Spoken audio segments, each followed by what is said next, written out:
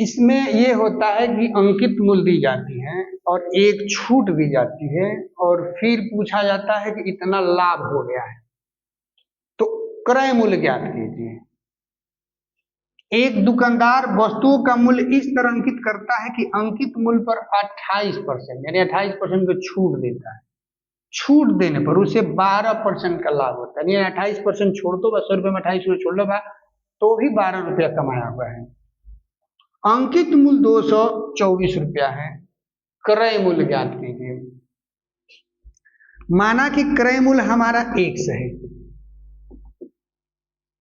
लाभ इसमें यही होता है, लाभ और हानि सदैव क्रय मूल्य पर जाती है, छूट और बटा सदैव अंकित मूल्य पर जाती है।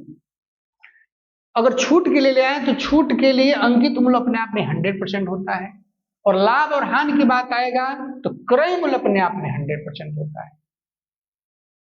यदि क्रय मूल्य को हम 1 मान लें, 12% लाया है, यानी कि x का 112%, यानी क्रय मूल्य के 112% को बेचा है, इज इक्वल टू, यही भी क्रय मूल्य को हम छूट के हिसाब से देखेंगे। अंकित मूल्य है 224, 28% का छूट दिया है, अर्थात वो 72% को बेचा है। 100 में से 28 घटाएंगे 72, x का वैल्यू यहाँ पर घटा दें, यहां से हम सीधे कटा दें, यहां पर भी हम कटा सकते हैं, ये 2 बार में करेगा, यानी कि x बराबर 2 गुणे 72 यानी 144 रुपया, यानी कि इसका क्रय मूल्य कितना हो जाएगा 244 रुपया। इसमें एक दूसरा सवाल है, एक दुकानदार वस्तुओं का मूल्य पर इस प्रकार अंकित करता है कि अंकित मूल्य पर 22% की छूट देने के पर उसे 11% का लाभ होता है। यदि अंकित मूल्य 888 रुपया है तो वस्तु का क्रय मूल्य ज्ञात कीजिए। तो इसमें भी हम क्रय मूल्य माने हम एक लाभ पर देखें तो 11% हुआ है, अर्थात x का 111%। अंकित मूल्य हमारा दिया है 888, अर्थात 888 का 22% छूट दिया, 100 में से 22 घटाएंगे तो हमारा 78 आएगा, 78%।